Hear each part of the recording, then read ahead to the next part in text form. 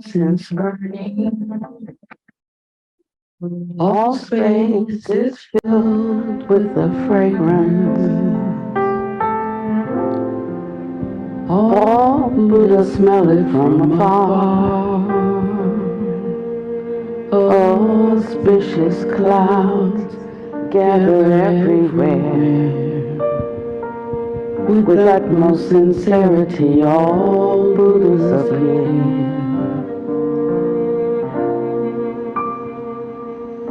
We pay homage, we offer clouds of incense to the Bodhisattvas and the Mahasattvas. We pay homage, we offer clouds of incense to the Bodhisattvas and the Mahasattvas. We pay homage, we offer clouds of incense to the Bodhisattvas and the Mahasattvas. So I want to continue on meditation and contemplative illumination today because I like you to practice this. Who practiced this week? Oh, that's so wonderful. Okay, so then I can just continue from here. The question is, why do we meditate, and where does it really start to come into our practice? It's not so much in the beginning where we learned it or how we were introduced to it in the West, and it's part of the reason that we don't have quite as much success with it as we could have. There's some knowing the principles of Dharma also require knowing which things need to be in a more introduced in a sequential way and developed in a sequential way, which ones in like a circular way, which ones like all at the same time. And so something just as simple as mixing the ingredients out of order will not get you the desired result. You know, like putting in the yeast at the wrong time, a mixture, or not making sure that the water is whatever it is, 100 and something degrees. Got to be boiling. What's boiling? 212. Oh, and then not 212, but it's got to be, I think, 108 or 110 degrees before it's the temperature that will break down and allow the yeast to activate. So I threw it in my cake, early in the bread, and it never rose. And so it's important for us to know, like, what something builds upon so that we can be more excellent at it. So in the Noble Eightfold Path, does anybody know the order? It starts with, what's the next one? Yeah, what's the next one? Oh, let me repeat it. Right view, next is intention or resolve. What's the next one?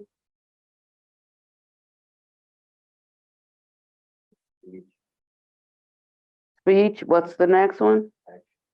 What's the next one? Oh, sorry, speech, then action. The next one is livelihood. Keep going. Effort. Concentration. And mindfulness, and then concentration. So you can see that when we're talking about concentration, we're at the high end, right? And in order to really be able to concentrate, all of those things have to be active in our life. Otherwise, we're not going to be able to concentrate. And when we do concentrate or establish our concentration, it'll be on the wrong things in the wrong way.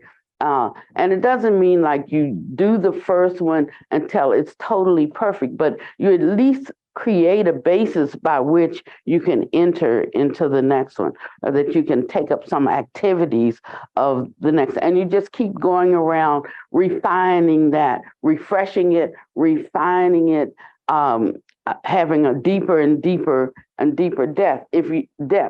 And if you don't do that, then he talks about right mindfulness, and he talks about right concentration.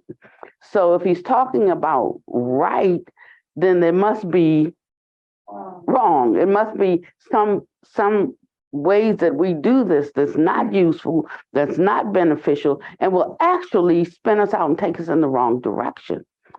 So in everything that we hear in the Dharma, we can take it as a point of instruction instead of cherry picking. I take this and I reject that. Rather we just take it all in and let it land on us wherever we can, however much we can use. But if we get in the habit of not rejecting, but simply walking in what we can, you don't have to be able to do everything. You're not expected to do everything, and it would not be possible to do everything until you are a Buddha. Then everything becomes perfect and pure. So we shouldn't expect to. But if we held whatever we can't get with, whatever we can't grok with, instead of denigrating it, and well, I want to say part of this for that song. Well, when you hear the song, you'll know where I'm going. Instead of denigrating it and trying to get some people to agree with you that shouldn't be followed, or I don't agree with that, just hold it. Just let it sit right there, because that could change for you, and if it never changes for you, at least you haven't spoken, untoward towards it. You can just let it be right there. Just leave it alone. That's all you have to do. But if we do that, we will find our whole way of speaking and interacting in life to be different. It brings about a certain kind of peace and a certain kind of stillness and a clarity and a kindness, and an ability for the arising of compassion that recognizes that when an issue comes up, rather than throwing gasoline on the fire, take one another by the hand.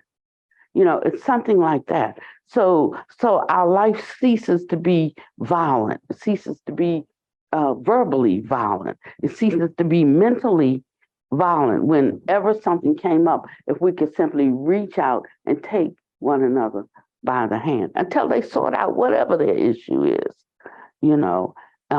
But our tendency is to use scattered wisdom and right now wisdom to try to figure out what's going on to help them. And that's why so many times our help is a hindrance. When we even really mean to help, sometimes we don't really mean to help. But when we do mean to help, sometimes our help becomes a hindrance simply because we're using scattered wisdom.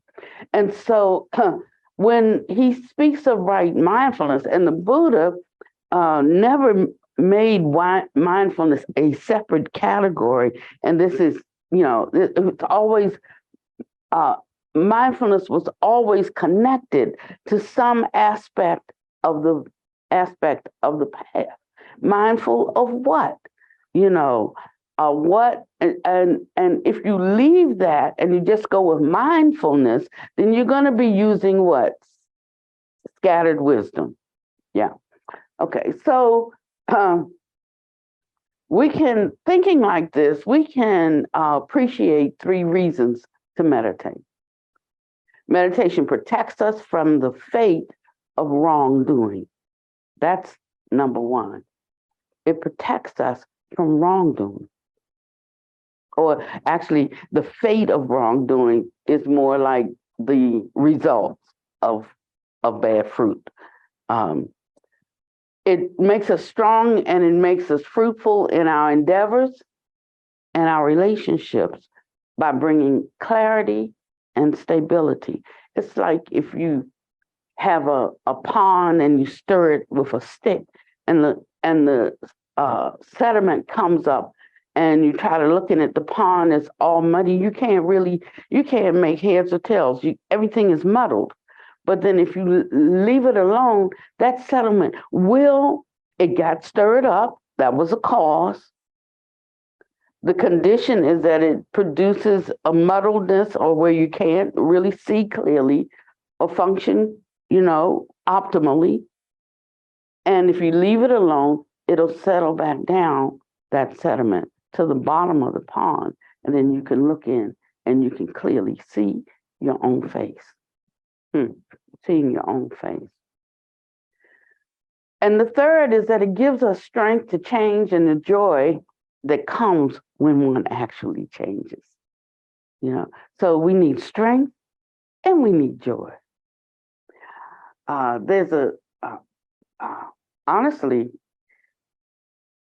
there's a great, I understand, a great Theravada master. He's dead now. And he trained his monks to be just like him. And they said that they were accomplished in so many ways. I never understood this before, but now I understand it, thanks to Buddha Master's teaching. Because when we became monastics, they would always give us a copy of his book. That's his life and the life of his disciples. And they had so many books because nobody wanted them. They kept giving the books back, and it showed him and his disciples, and their mouth was like this. They would sit, I don't know, I can't even turn down my lips in that way. It's big of a smile as I can give. That's how much of a frown they had. And it was just like that. And it wasn't that they had not attained, but they had a one-sided attainment. They had the partial attainment. So there was the emptiness of self, but not of marvelous existence. And I would say, so they would, every time they see me, they want to give me more books for my people. My people don't want that. They look at the cover, they can't even read it. Because if you got anything, you ought to show some sign. And then they would laugh and they say, we can't get rid of them either. And so this is not a denigration against those monks, but it was something that, because something was missing in a part of their understanding and their practice, they had no joy. The Buddha said he got so much joy from meditating that he started feeling guilty and scared and he was afraid, he said. And he said, but then I thought to myself, why should I be afraid of the pleasure that is not born of this world? He said, and so then I was not afraid. And he went on and began to enter into the jhanas. And so this is what we're talking about.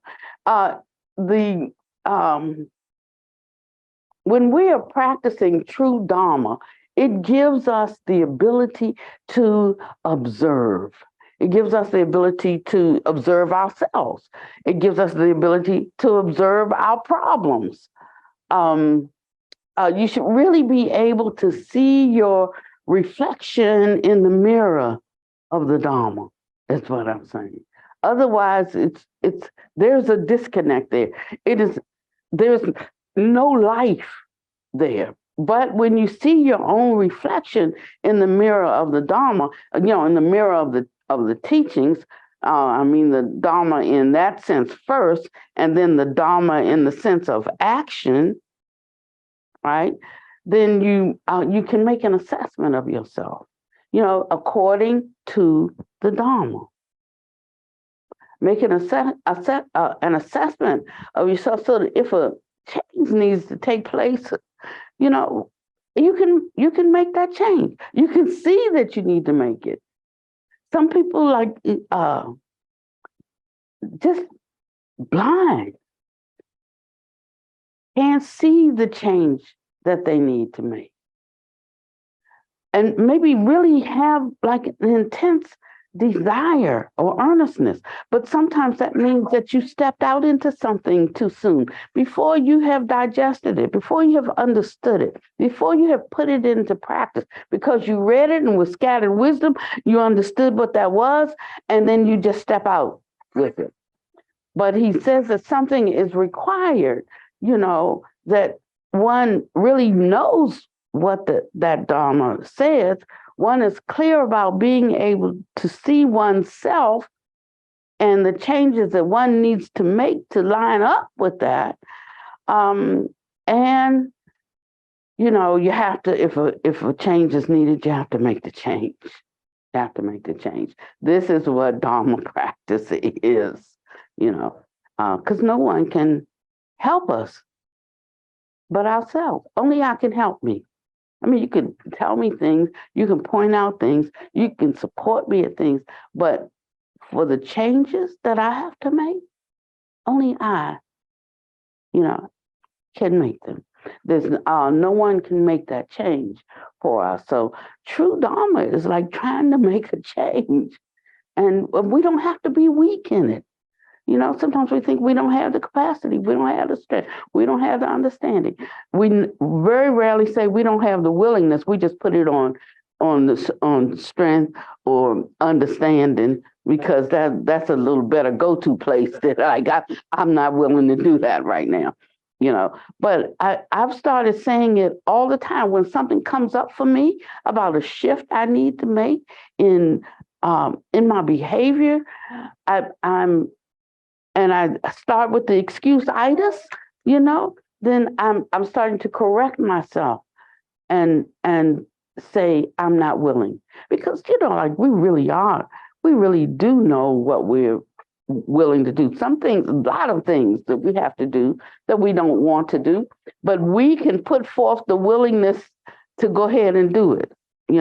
For people who had jobs for 30 years, like Kay and Deepa, I'm like, I don't understand anybody can work on a job for 30 years. I had to have a different job every month. I couldn't look at the same people. I couldn't go to work and look at the same people year after year after year. I want to meet new people. I want to do new things, different things, But Kay was on one job, worked for one company for the whole 30 years. I said, girl, you haven't lived at all.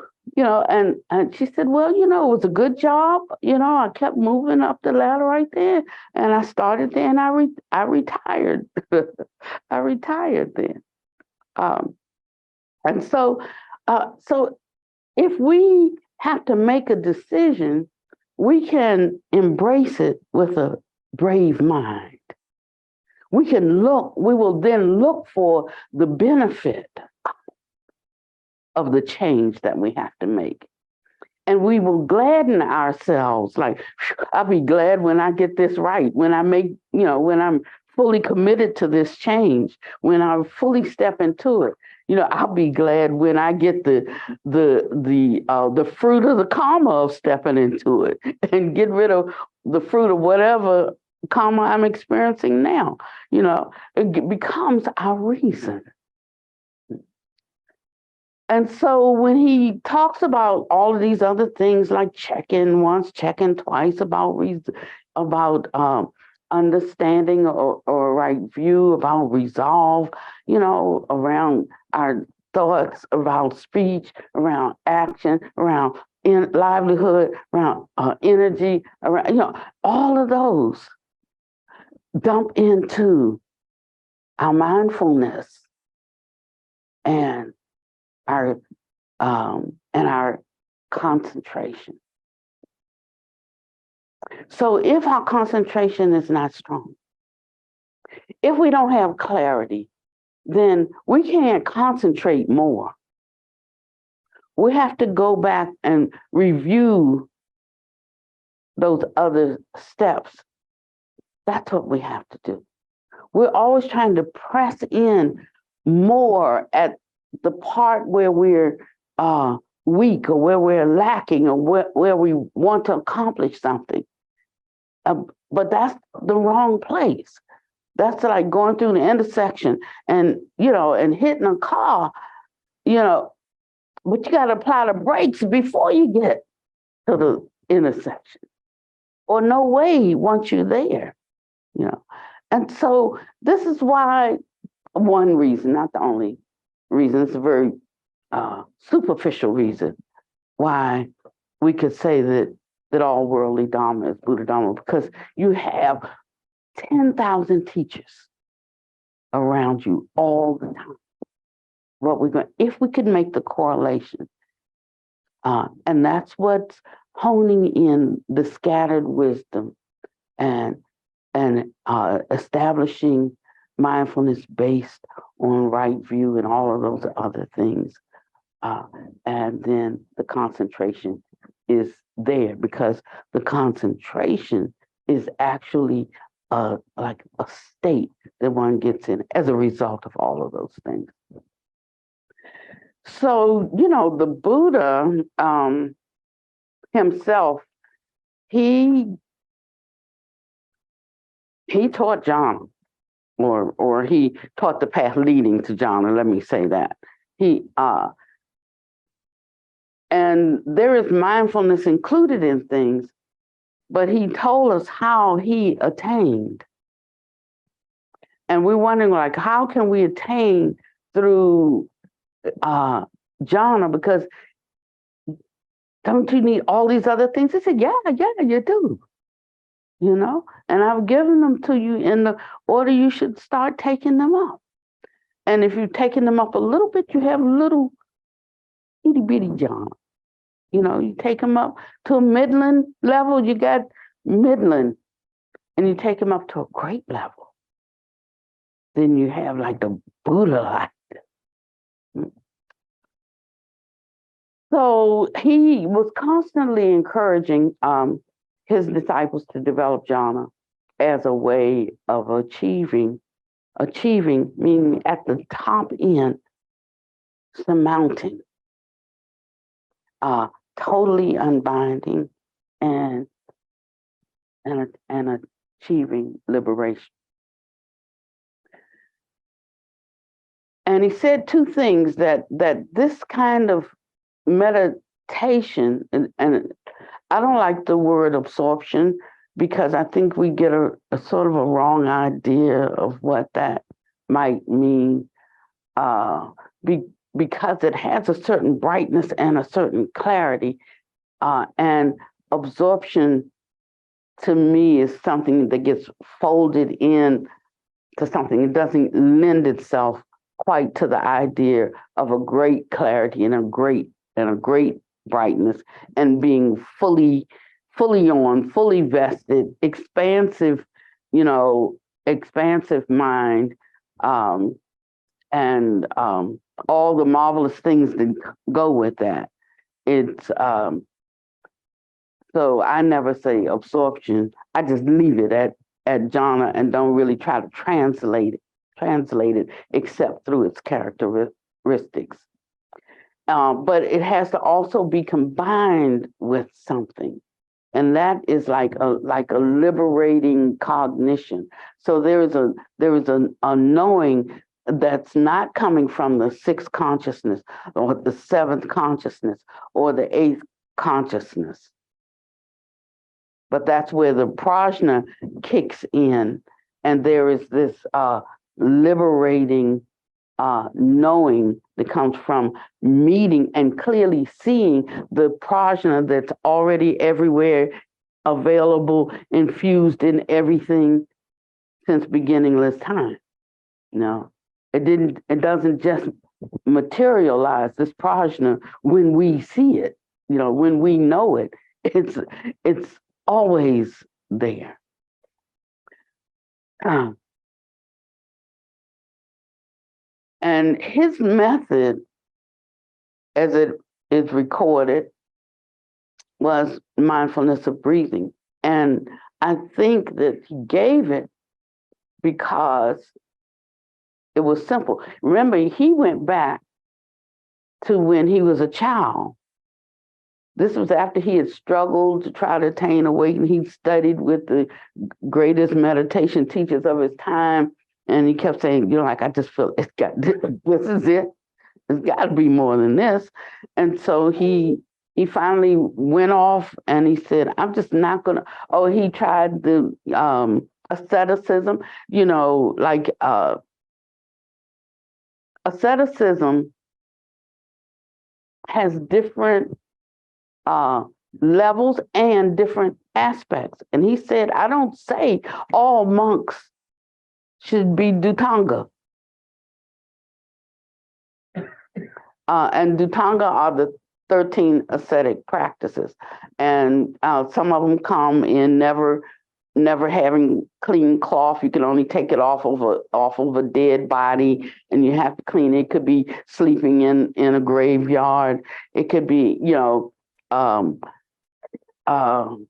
restrictions on meals. It could be, if you go into the Vasuddhi Magga, it's the first chapter, and he gives some conditions, and actually his monks had to have permission to do the Dhutanga, to wander in the forest, So it wasn't for everybody. It wasn't like a set rule, and you had to do all of these ascetic practices. But most people don't know that. But that's part of right view that'll set you free from some things, some notions that we have, or something that somebody has taught us, or something that we've read. But that part that we read may be true, but it may not be the whole truth. It might not the totality of truth. And so whenever we're reading something that the Dhamma says, we can say perhaps that is truly stated. We can even say that that's a statement of truth, but we shouldn't make that the fixed and only truth.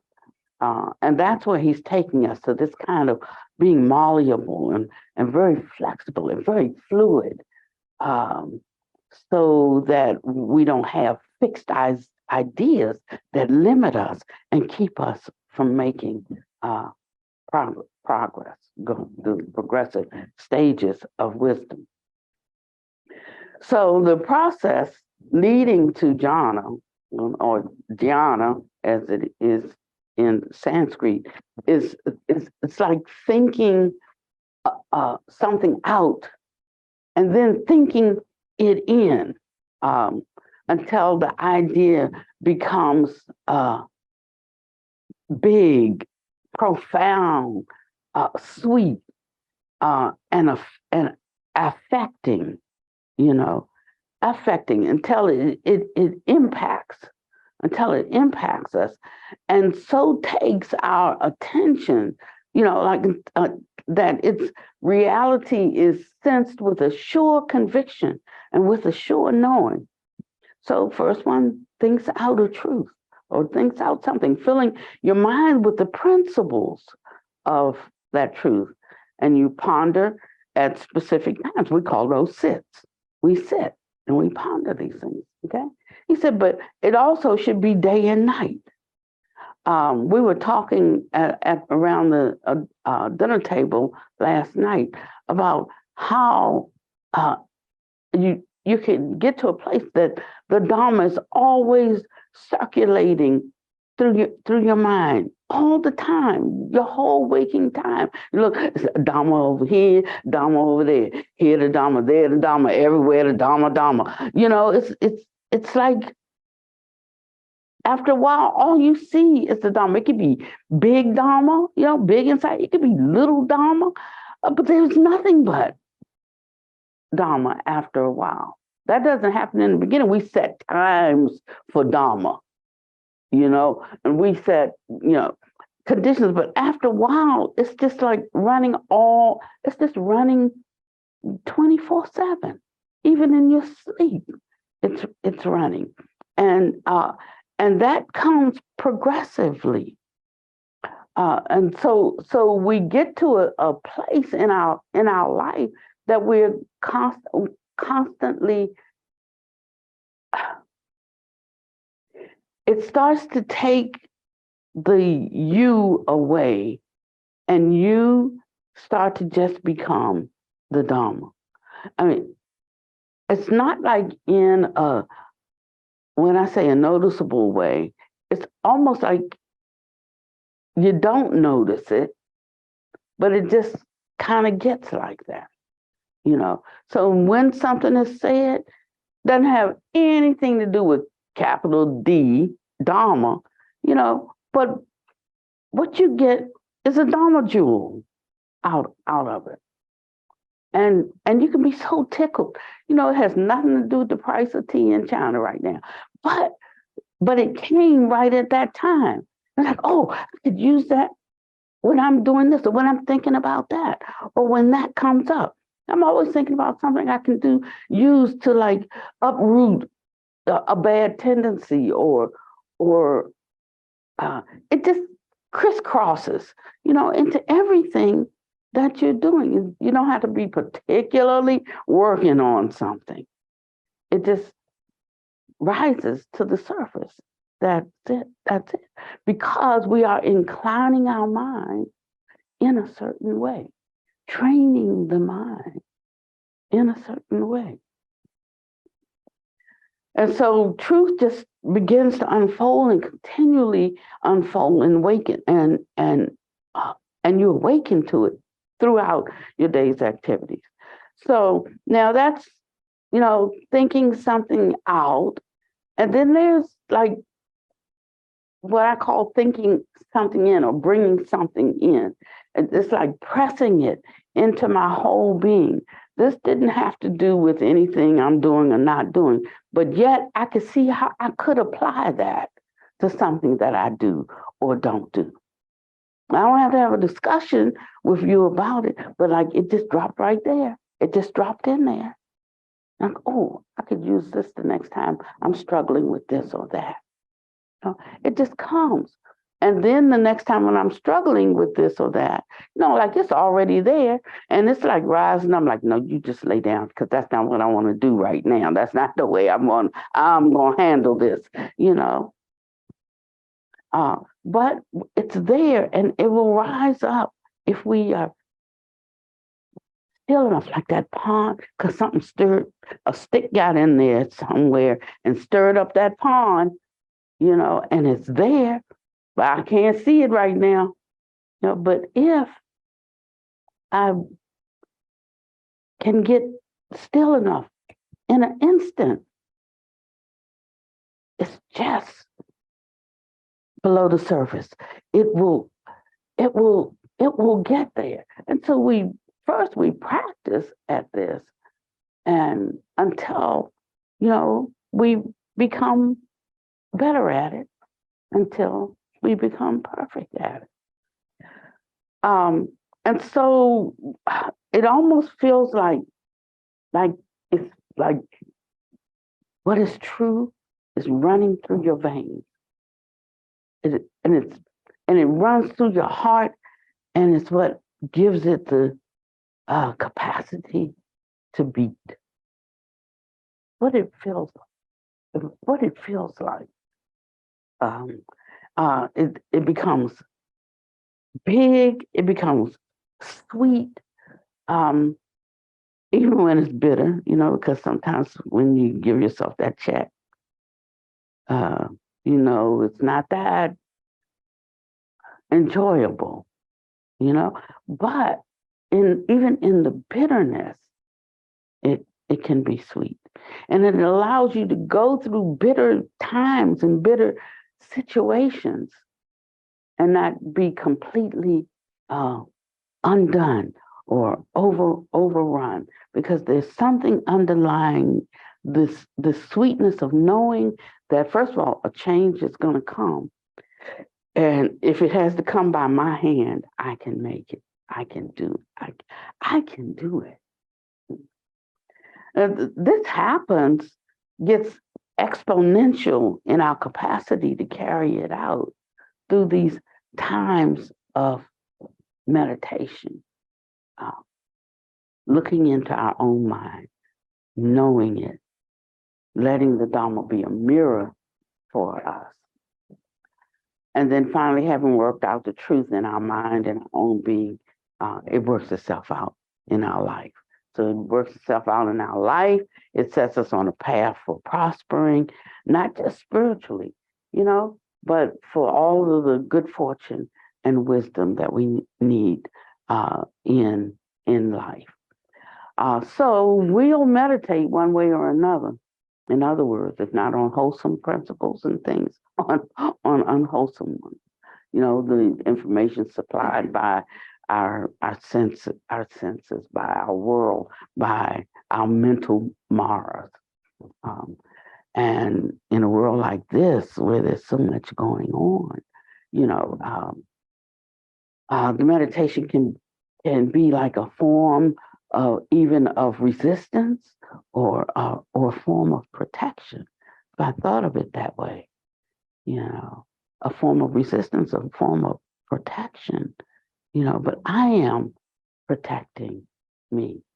And I am resisting the voices of Mara, when I am deliberately fixing and setting my attention in a certain way. So those are all the benefits and why we can look forward to and how we can encourage ourselves when we don't feel like meditating. We might have 5 things we got to do before we go to bed. One of them being meditation. We do the other 4. And we're like, okay, tomorrow I'm going to meditate, But this helps us to put its value where it needs to be for us, that gives us the ability to give just 5 more minutes to that one little action until that becomes as important or even more important perhaps than the other 4 things we had to do. And so we can think of it as you go through all of our vicissitudes of the day, your problems, other people's problems, even your joys and other people's joys, because he says when the mind whether it's sad or it's happy, it's still in agitation. So sometimes we just have to come down from gladness into a still place. Otherwise, we're stirring up the water and we can't see it. It's not just what I would call negative, states of mind, but even in our positive states of mind. Because when we create, when we go to one side of the equation, there is its equal and opposite, And so the closer we stay to the midline, the more stable our joy and our content. It's a contentment. Yes. So to reform the mind, we could say that could be a sure purpose of meditation. However, wherever your mind is, to reform it, to bring it back to its still point. Even no matter what we're meditating on, no matter what method we're using, whether it's Vajrayana practices, whether it's Mahayana practices, whether it's Theravada practices, all of them are designed, to take us out of the world of beginnings and endings, births and deaths, things arising and departing, and bring us to that still point. And it's not just a still point, it's a still point infused with life that we can see the whole platform from the absolute emptiness of the Dharmakaya, to the highest states of existence. And so to do that, we have to still the mind. And we, pick a place and set aside time for when we're going to do this. But it's for contemplation and it's for self-examination. Yeah. And later we see this not just an act of something that we do, it becomes something that just starts to automatically run. It just starts to run by itself. And I was thinking about, and then it's dumb, so I'm going to just say it this one time, and we'll never talk about it again. But I came up with 6 P's to help get the process right. And the first one is prepare. The second is do your preliminary practices if you have time. If you're on the run or you're in your office or and you can't do all the preliminaries, then okay. But when you have time, do them before you meditate, because they condition the mind for deeper penetration. Then you have your precept or your pithy saying that you're going to develop your mind with, and you ponder that, and then you press it into yourself, and then you pause, and that's kind of like the steps that I kind of use. I was just going through it myself and saying, what am I doing? What do I do? And how to do it. So the first was prepare, and you're preparing your mind and your heart. You're setting aside covetousness and grief for the world. I got issues going on, got great things going on, but right now I'm not really focusing on that. This is a time that I'm going to definitely, use the Dharma as a mirror to know myself. So then I might do my preliminaries, might not do all of them. There's a person who's doing 21 things, no, 21 different Dharma practices, 21 different Dharma practices. And that looks like really, really impressive. But if you can't walk that out, I don't care if you do 99, you got to be better to do 2 and and be able to bring that into your life than learning all these different practices and going through the motions of doing them, but not bringing it into your life. So we shouldn't start with too many, and we shouldn't get the notion at all. Buddha Master says it continually.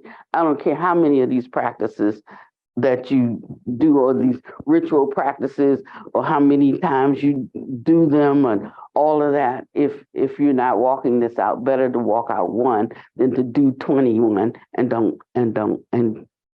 able to walk them out.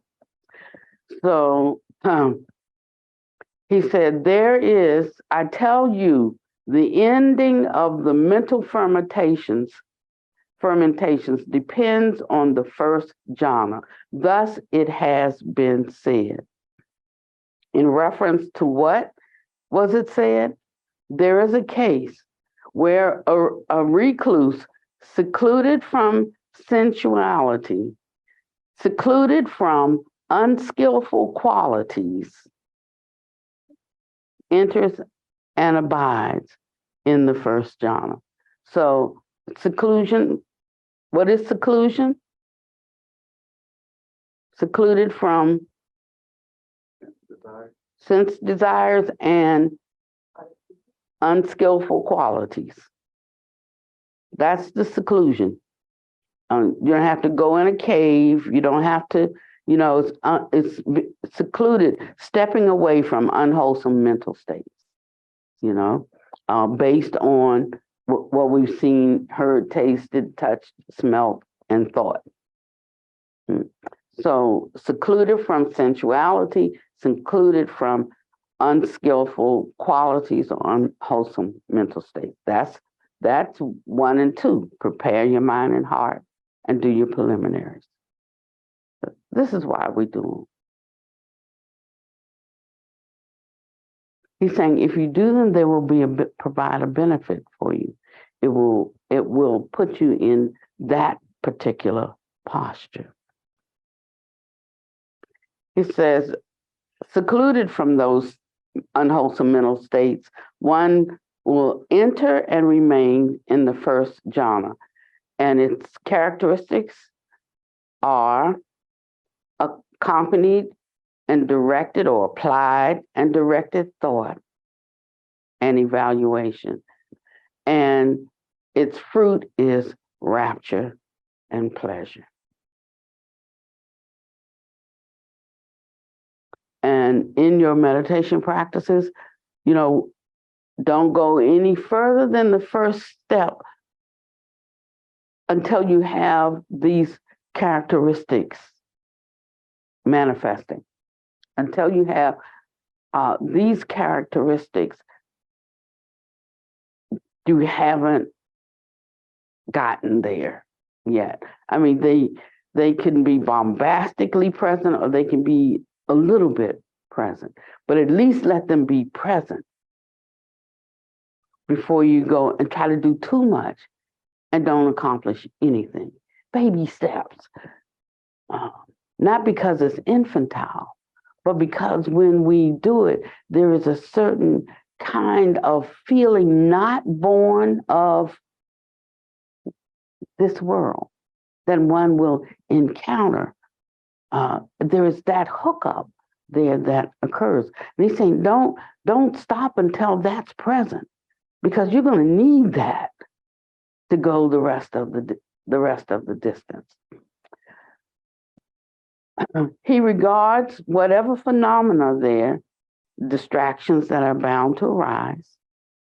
So it's right there in it. He regards whatever phenomena there, and meaning distractions that are bound to arise, that are connected with form, feeling, perception, conscious mind. That means suddenly my leg is itching. Suddenly my toe is asleep. Suddenly I'm thinking about a call I have to make in 4 hours. Suddenly I'm just wondering, is dinner being cooked? Suddenly, just whatever like crops into your mind, whatever phenomena arises in there.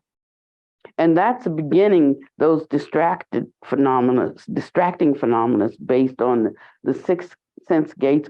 Or a lot of times when we start to meditate, then we start thinking about offenses, what somebody did to us. We get mad in the meditation, can't even finish the meditation because mine just went sideways, or we get upset with ourselves, and now we might as well just get up, go wash our face, come back and start over again. I started doing something. I was doing my Yidam practice, and it requires a visualization, and that's like a concentration, and ultimately all of the qualities of your Yidam, you impute those to yourself, and then you abide in that place of possessing those qualities, and what it feels like, because you have created that image in your mind, and you let it rest and reside until it uproots, all of the other deficiencies in your mind. And that's why he says, like, everything is mind made. So we could say there really are Buddhas and Bodhisattvas, and we can say those Buddhas and Bodhisattvas are fabricated in our mind. So you can see it from one end to the other, just like we could say these things are really here, and in another sense, they are fabrications of of the Bible. I used to love that cone, although I didn't think it made any sense. It's like if there was nobody in the forest to hear the tree, what sound would it make? You know, or what's the sound of one hand clapping? Things like that. And so we usually can't think that deep. You know, that's just beyond reasonable thinking. But as we start to do this practice over and over, we develop a capacity for extremely refined um, observation. Extremely, not based on our scattered wisdom that's come from our six sense bases, but something else kicks in. We activate another level. You look through the house and you say, oh, it's 2 stories last night. You miss that trap door, you open that down, there's an attic and there's another whole floor. It could be built out, made into a nice little man cave or whatever, you know, space for you. I mean, it's more space there in the house. But it takes being in a certain position to access it. And it takes knowing that it's there and knowing how to enter it. And so he says that whatever phenomena there that distracts, because it is bound to arise until we become very stable in this in this, I don't want to actually say meditation because I'd like to say concentration, because I don't think I think meditation is a state, and I'm kind of trying to make a distinction and how you get into that state. I guess you could say it is and it isn't, but I'm trying to differentiate concentration and the characteristics of concentration versus just that one word meditation that's a catch-all for everything. Just concentrate, single pointed focus is what I'm trying to get at. We're not just all over the place, and we're not like no place. So there is a pinpoint entryway. So he regards anything that shows up in there as inconstant, as stressful, as a disease, a cancer, an arrow, painful, an affliction, alien, foreign to us, a disintegration, and emptiness, and he turns his mind away from those phenomena. So that means that things will begin to come up. You'll start to see things, you know, but he says when they come up, you know, don't turn your mind to them, because then the concentration that allows us to penetrate emptiness can't arise. It can't be there because our focus shifted to something. So that's why it says things will come up, but just let them come up. You know, don't engage with it. Just allow it. Just allow it to be there. And having done so, one's mind inclines, or one inclines one's mind to the property, to the characteristics of deathlessness. He says, and this is peace. This, he used the word exquisite. Deathlessness.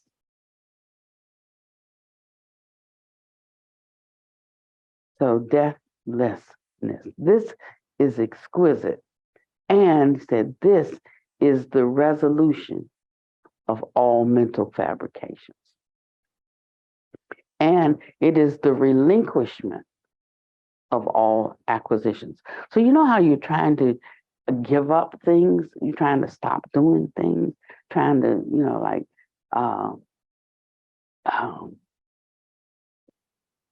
you're trying to give them up, but he's not like he can't. He says it takes entering this state. This state is the cutting off of acquisitions. There is no try in that. When we understand what we're doing, we can cooperate more fully with that, or not struggle against that. Allow that, look for it, wanting the benefit of it, and clearly knowing what we really want. What benefit is it that we want? It says entering this state is a relinquishment of all acquisitions, and it brings about the state brings about the ending of craving and dispassion, cessation and unbinding. So it's the end of craving, but not just craving. It's also the end of dispassion. So it's not like we're going like towards dispassion and that's the bullseye. It's the end of craving and dispassion. Cessation that leads to total freedom, total unbinding. And that takes us to the 6P, which is pause. This is now where you let it all go. Don't try to conjure up something. Don't try to bring up anything, Don't even try to bring up the Dharma itself. Convinced of its veracity, one becomes unified with it, and it's a kind of unworldly joy that co-arises, and you simply experience it with full clarity, and you just abide in this, like this vast, it has a residue. It has something, I don't know a word for it. Even the Buddha didn't have a word for it. He said, but I could tell you it can be known. It can be experienced directly. So as you start moving through this emerging state, through concentration, there's the light of the unhindered, unobstructed mind. And that begins to emerge.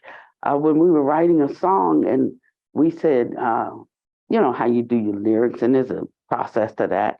And we were rhyming and we were doing something. We said, going down for the third time, because I was thinking, like I'm sinking. When I'm sinking, I could call on Buddha Master, and just the thought strengthens me, right? So I'm thinking, going down for the third time.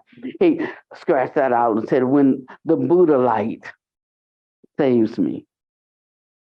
So he was letting me know that there is something specific I need to be saved, and that was the light of the awakened mind, not any other mind stream that I possess, but and so that means that I can't use anything that I have. I can only get into a state to where what is there becomes self-revealing or revealing to me. And I'm trying to be really detailed with this today so that we can abandon once and for all some habits that we have of trying to think our way through the process, of being discouraged when certain things don't happen, of being, even elated when certain things do happen, and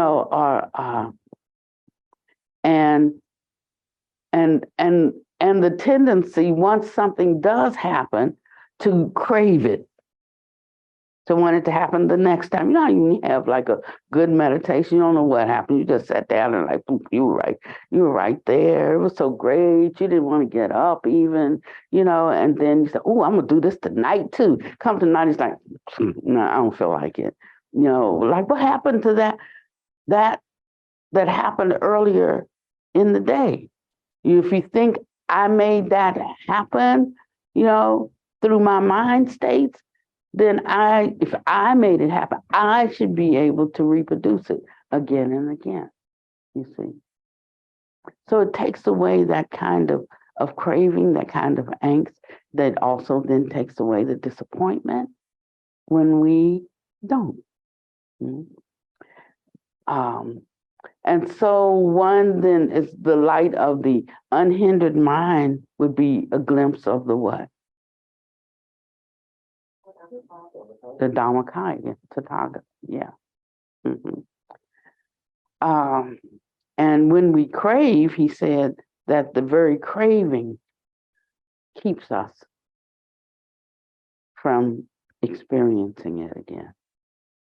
And he even cautioned that there were some who only had experienced it one time and had such a great craving that they could never have it again.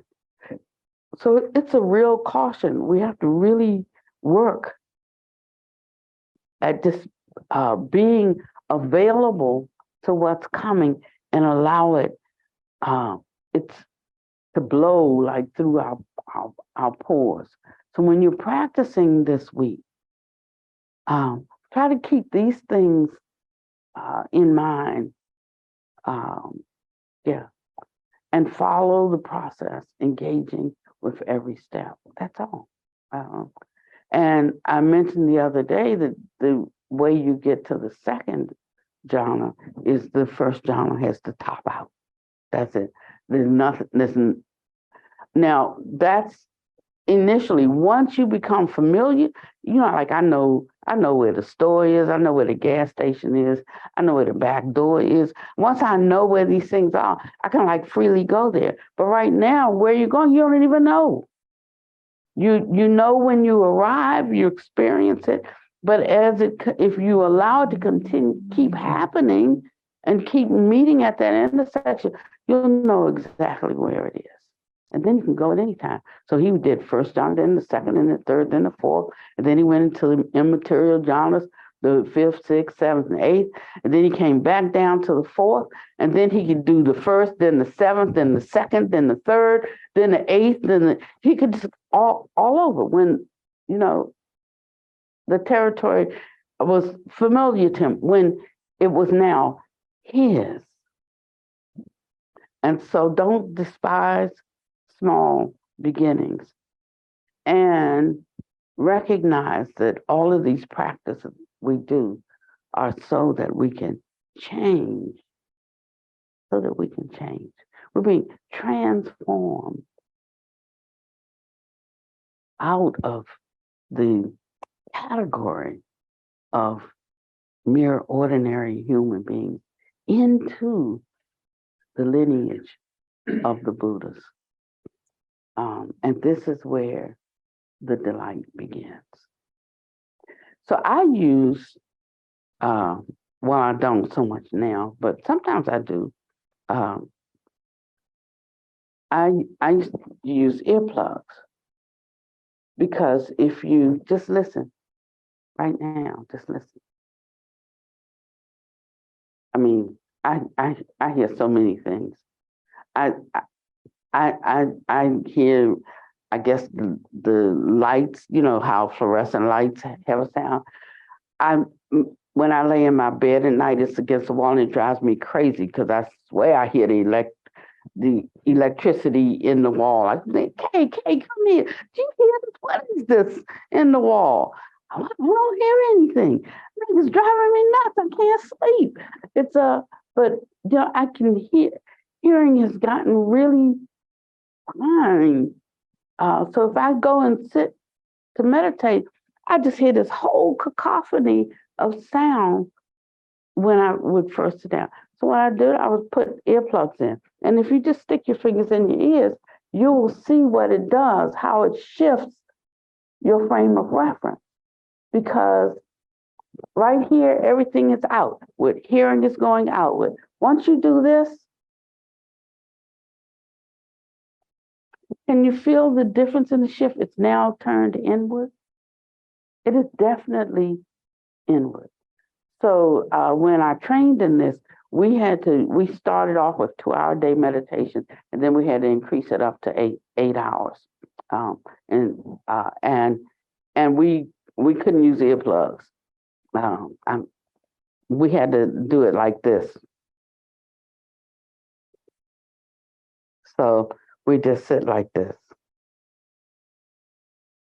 And you can imagine how your arms start getting tired. That was just part of the practice.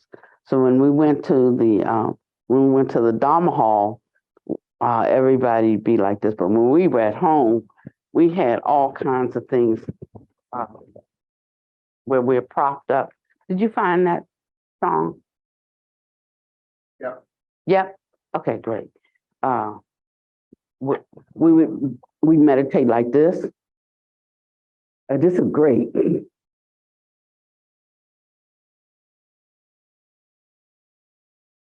So now I've quieted all the external sounds, and it brings a kind of peace, a level of peace.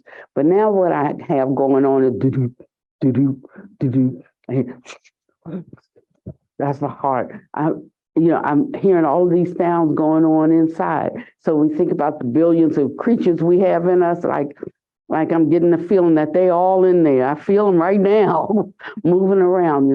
So now I got to settle down for that. From that, that's something I didn't even realize was, siphoning off some of my attention and bringing me some states of dis-ease. So first I'm cutting off external. Then I would go because I would sit in the dark, number one, and then just in case a car was going by and bringing a little bit of light, oh, what's that light I saw? Then I either use the eye mask that kind of has a little puffy at the bottom so that your eye mask is not pressing on your eye, or you will see things. So you need to get the kind that's they're like a little bubble, or they have the padding underneath so that there's nothing on the eye pressing on the eyelid. So then I cut off all outer sounds to show myself, to train myself, to train my mind, body, where to go. And then I cut off all the light.